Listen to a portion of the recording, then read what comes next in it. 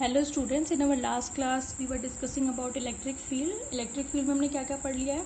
Electric field के बारे में हमने इलेक्ट्रिक फील्ड पढ़ लिया है कि होता क्या है, ठीक है। पॉजिटिव चार्ज के इलेक्ट्रिक फील्ड कैसा होगा, नेगेटिव के लिए कैसा होगा, वो पढ़ चुके हैं।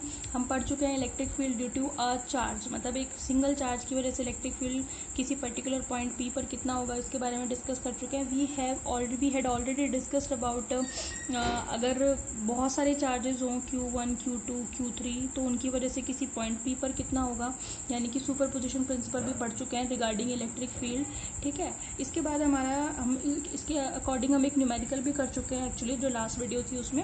नाउ अब हम बात करेंगे इलेक्ट्रिक फील्ड लाइंस की, ठीक है। वेरी इंपॉर्टेंट टॉपिक, ठीक है। अब आज का टॉपिक थ्योरेटिकल है भाई, ठीक है। इसके बाद जो है आपका कुछ डेरिवेशंस आएंगे, डेरिवेशंस कुछ क्या काफ़ी आएंगे, ठीक है। न्यूमेरिकल क्वेश्चंस भी हम काफ़ी डिस्कस करेंगे, लेकिन ये आपका इस चैप्टर का एक तरीके से लास्ट टॉपिक है। इलेक्ट्रिक फील्ड लाइन नहीं, लास्ट नहीं है, इसके बाद आपका डायपोल भी है, ठीक है। तो एक दो टॉपिक बचे हैं आपके इस चैप्टर में, ज़्यादा नहीं बचा है, ठीक है भाई।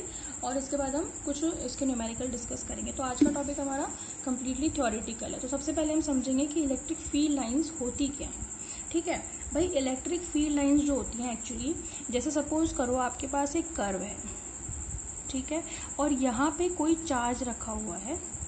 तो अगर आप इस कर्व पर एक टेंजेंट लाइन खींच देते हो, टेंजेंट मतलब एक स्पर्श रेखा खींच देते हो, तो वो क्या बताएगी, वो डायरेक्शन बताएगी किसकी, इलेक्ट्रिक फील्ड की। यानी कि जो आपका विद्युत क्षेत्र है उसकी दिशा को बताने का काम करती है ये इलेक्ट्रिक फील्ड लाइंस। बात समझ में आ रही है। यानी कि हम इन शॉर्ट हम ये कह सकते हैं कि किसी भी आवेश की वजह से जो क्रिएट करने वाला फील्ड है, यानी प्रोड्यूस जो फील्ड है इलेक्ट्रिक फील्ड, उसकी डायरेक्शन को बताने का काम कौन करती है, इलेक्ट्रिक फील्ड लाइंस। और इलेक्ट्रिक फील्ड लाइंस को हम किस तरीके से शो करते हैं, एक स्पर्श रेखा के द्वारा या एक टेंजेंट लाइन के द्वारा शो करते हैं। बात समझ में आ गई, ठीक है। मतलब अगर कोई कर्व है तो टेंजेंट लाइन से शो करते हैं, अदरवाइज एक सिंपल एरो भी अगर आप लगा देते हो तो दैट मीन्स कि वो उस चार्ज के द्वारा जितना भी फील्ड क्रिएट हो रहा है उसकी डायरेक्शन को बताती है। तो फील्ड लाइंस क्या है actually, field lines are used to describe the direction of electric field. If we have to indicate the direction of electric field in a curve, then we will use a tangent line, otherwise a single arrow will define direction of the electric field। बात समझ में आ गई। ये simple भाषा में है आपकी electric field की डेफिनेशन। बात समझ में आ गई। हम जैसे कि पढ़ चुके हैं कि भाई प्लस क्यू चार्ज अगर है तो उसकी इलेक्ट्रिक फील्ड लाइंस हमेशा बाहर की ओर होती है। अब मैंने बताया था ना आपको कि इलेक्ट्रिक फील्ड की डायरेक्शन, वहाँ तो मैंने केवल ये बता दिया था कि इलेक्ट्रिक फील्ड की डायरेक्शन जो है वो हमेशा आउटवर्ड होती है, और माइनस क्यू चार्ज की वजह से जो इलेक्ट्रिक फील्ड की डायरेक्शन होती है वो अंदर की तरफ होती है। हम पढ़ चुके हैं, जहाँ हमने इलेक्ट्रिक फील्ड स्टार्ट किया था वहाँ हम ये चीज़ बता चुके हैं। समझ में आ रही है बात आपको, ठीक है। लेकिन वहाँ पे मैंने ये वर्ड यूज़ नहीं किया था इलेक्ट्रिक फील्ड लाइंस, वहाँ पे मैंने सिर्फ ये कहा था कि जो एरो है वो डिनोट करता है इलेक्ट्रिक फील्ड की डायरेक्शन को। यहाँ पे एरो अंदर की तरफ है तो इलेक्ट्रिक फील्ड की डायरेक्शन अंदर होगी, बाहर है तो इलेक्ट्रिक फील्ड की डायरेक्शन बाहर होगी। लेकिन इलेक्ट्रिक फील्ड की डायरेक्शन को बताने वाले इन एरोज को ही क्या बोला जाता है, फील्ड लाइन्स।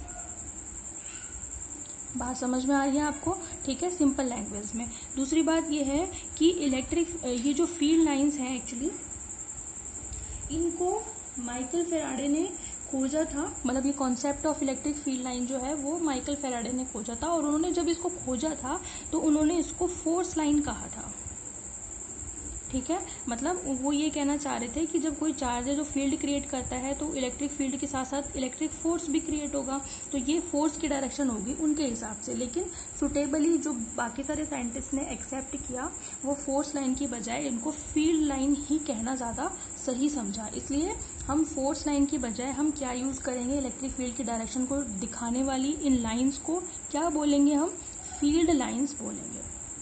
बात समझ में आ गई। अब जैसे जैसे हम आगे बढ़ेंगे तो हमारा आगे मैग्नेटिक फील्ड आएगा, तो वहाँ पर इन लाइंस को फील्ड लाइंस ही बोलेंगे, बट वो मैग्नेटिक फील्ड लाइंस होगी। ये है इलेक्ट्रिक फील्ड लाइंस, वो हो जाएगी मैग्नेटिक फील्ड लाइंस, ठीक है। पर वो बाद की बात है, मैं बस बता रही हूँ आपको कि मैग्नेटिक में भी लाइन्स होती हैं, वो मैग्नेटिक फील्ड लाइन्स होती हैं। समझ में आ गई बात आपको। तो हम किस तरीके से डिफाइन करेंगे इलेक्ट्रिक फील्ड को, हम किस तरीके से डिफाइन करेंगे वो आप देख लें एक बार। समझ में आ गई बात आपको? ठीक है। अच्छा, आप एक चीज और समझ लीजिए कि सपोज करो कि आपका कोई चार्ज है, वो इलेक्ट्रिक फील्ड क्रिएट कर रहा है, और इलेक्ट्रिक फील्ड की जो इलेक्ट्रिक फील्ड लाइंस हैं एक्चुअली वो पूरा एक कर्व बना रही हैं, और वो कर्व इस तरीके से जा रहा है। समझ में आ गई? मतलब ये क्या है, ये पूरी एक इलेक्ट्रिक फील्ड लाइंस है, ये एक इलेक्ट्रिक फील्ड लाइन है। अब इस इलेक्ट्रिक फील्ड लाइन पे बहुत सारे पॉइंट है, जैसे यहाँ पे कोई पॉइंट है, सपोज करो वो P है, यहाँ पे कोई पॉइंट है, सपोज करो वो R है, सपोज करो यहाँ पे कोई पॉइंट है वो A है। समझ में आ गई? तो आपको इस इलेक्ट्रिक फील्ड लाइन के हर पॉइंट पर डायरेक्शन को शो करना है, तो आप किसको यूज करोगे? टेंजेंट।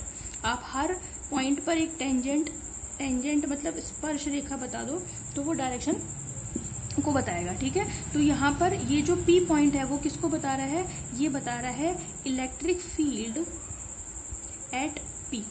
ये क्या बता रहा है? Electric field at R।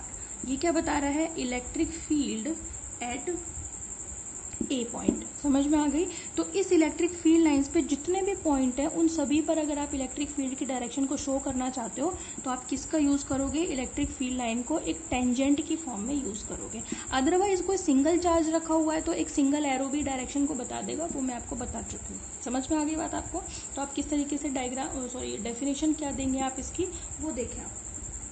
देखें, N electric field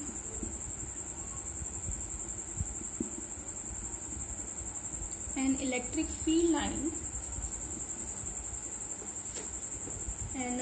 field line is an imaginary line और कर्व, यानी कि एक तरीके का ये लाइन भी हो सकती है सिंपल, या एक कर्व भी हो सकता है। ठीक है। It is an imaginary line. ठीक है, मतलब ऐसा कोई रियल में नहीं होती है, वो हम एक अपने सहूलियत के लिए यूज करते हैं। तो ये एक इमेजिनरी लाइन और कर्व है, drawn from a part of electric field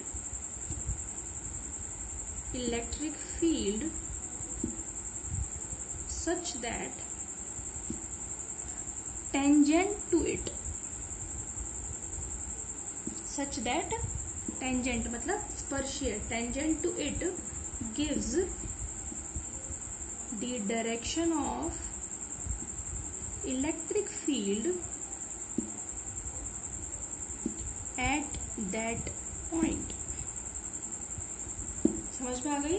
मतलब हम इसको क्या बोलेंगे कि किसी बिंदु पर विद्युत क्षेत्र की दिशा को दर्शाने के लिए जो इलेक्ट्रिक फील्ड होती है, इलेक्ट्रिक फील्ड लाइंस जो होती है, वो एक काल्पनिक रेखाएं होती है या कर्व होती हैं, जो कि कैसी होती हैं? उस कर्व पर टेंजेंट होती है।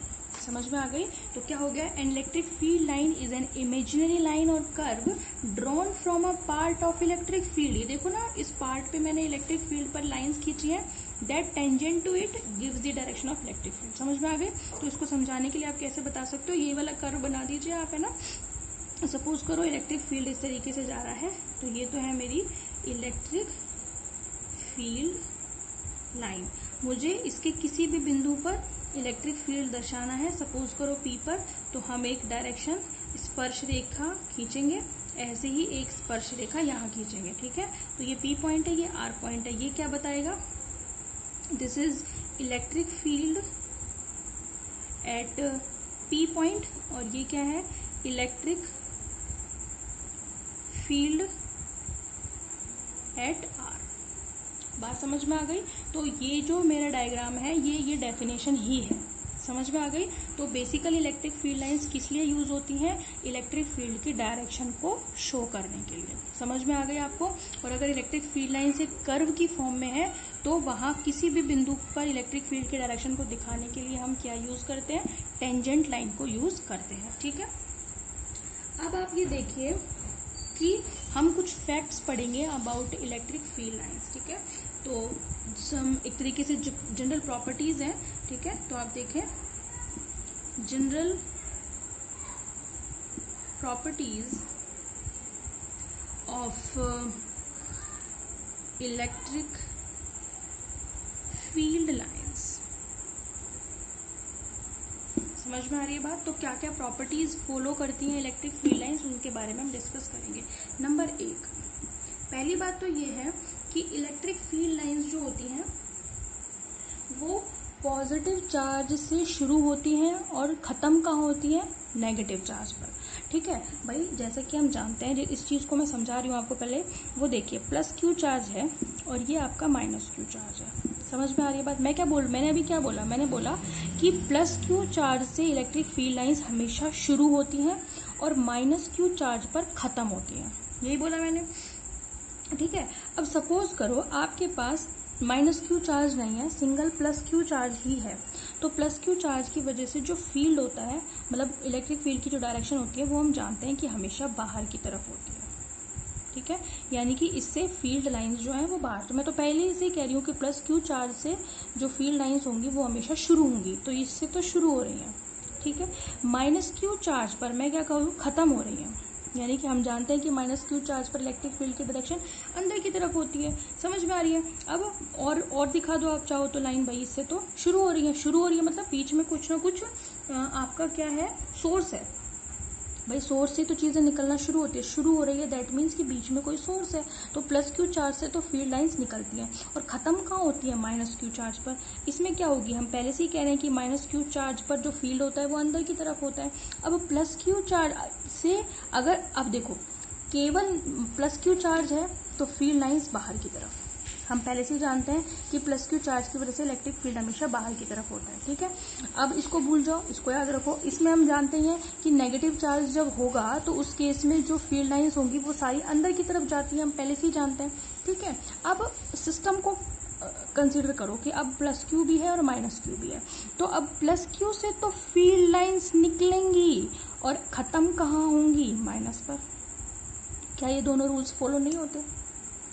होते हैं कि नहीं होते हैं? होते हैं, बिल्कुल होते हैं। ठीक है, तो प्लस क्यू चार्ज से तो फील्ड लाइंस आप कहते हो कि बाहर की तरफ होती है, तो बाहर ही तो है। माइनस क्यू पर अंदर की तरफ होती है, तो अंदर ही तो है। तो प्लस क्यू चार्ज से फील्ड लाइन शुरू होती हैं और ख़त्म कहाँ होती है? माइनस क्यू चार्ज पर। आप इस कर्व को भी कंप्लीट कर सकते हो। देखो, ये देखो, बात समझ में आ रही है आपको? है ना, समझ में आ रही है आपको बात? ठीक है, ठीक है भाई, इन्हें भी कंप्लीट कर सकते हो आप इस तरीके से नीचे जा करके, ये इस तरीके से खत्म हो जाएंगे। समझ में आ रही है बात आपको बेसिकली? तो मेरे कहने का सिर्फ इतना मतलब था कि प्लस क्यू चार्ज से इलेक्ट्रिक फील्ड लाइंस की direction is always outward and due to minus Q charge this direction will always be inward. ठीक है, but if two charges are present at some place plus Q and minus Q,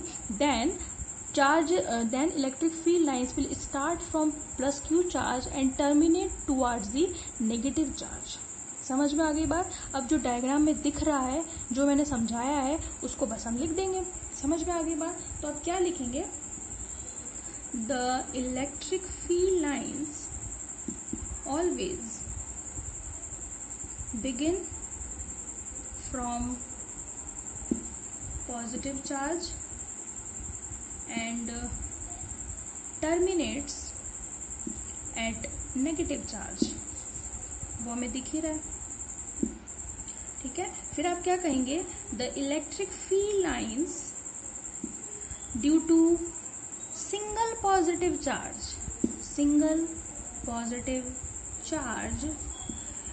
are always directed मतलब दिशा, directed outward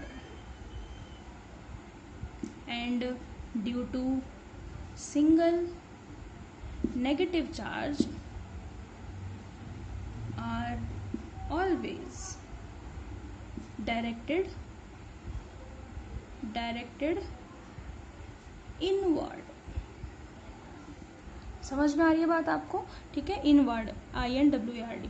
ठीक है, तो single positive charge का भी दिखा देना, प्लस क्यू चार्ज है तो इससे फील्ड लाइंस जो है वो बाहर की तरफ होगी, हालांकि हम ये पहले बता चुके हैं, और माइनस क्यू चार्ज है तो अंदर की तरफ होगी। तो सिंगल चार्जेस के लिए भी दिखा देना, ये लाइन नहीं खींचनी है, ये तो मैं अलग अलग बताने के लिए की है। ठीक है, तो प्लस क्यू चार्ज के लिए हमेशा डायरेक्शन होगी आउटवर्ड और माइनस क्यू चार्ज के लिए डायरेक्शन होगी हमेशा इनवर्ड। ठीक है, और जब दोनों पेयर में होंगे तो electric field lines will begin from plus Q charge and will terminate at minus Q charge. बात समझ में आ गई। तो ये आपकी फर्स्ट प्रॉपर्टी कंप्लीट हो गई है फील्ड लाइंस की। इसके अलावा जितनी भी आपकी रिमेनिंग प्रॉपर्टीज़ बची हुई हैं इलेक्ट्रिक फील्ड लाइंस की, उनको हम नेक्स्ट वीडियो में डिस्कस करेंगे। आप यहाँ तक का प्रिपेयर करते हुए चले, रेडी करते हुए चले, अपने नोट्स भी समझने का काम भी हर वीडियो के साथ कंप्लीट करते चलें। चीज़ों को इकट्ठा नहीं करें भाई, फिर दिक्कत हो जाएगी आपको। वैसे भी आपकी बोर्ड की क्लास है, ठीक है। तो हैंड टू हैंड करते चलेंगे तो बाद में फिर सिर्फ रिवीजन बचेगा। तो समझने का काम, नोट्स बनाने का काम अभी हैंड टू हैंड करते चलें। वैसे भी आपका बहुत टाइम वेस्ट हो चुका है, तो अब नहीं करना है हमें टाइम वेस्ट, ठीक है। ओके, कोई दिक्कत हो कमेंट में बता देना, मैं उसको फिर नेक्स्ट वीडियो में आपको जो है आपकी प्रॉब्लम को सॉल्व कर दूँगी, ठीक है। Thank you.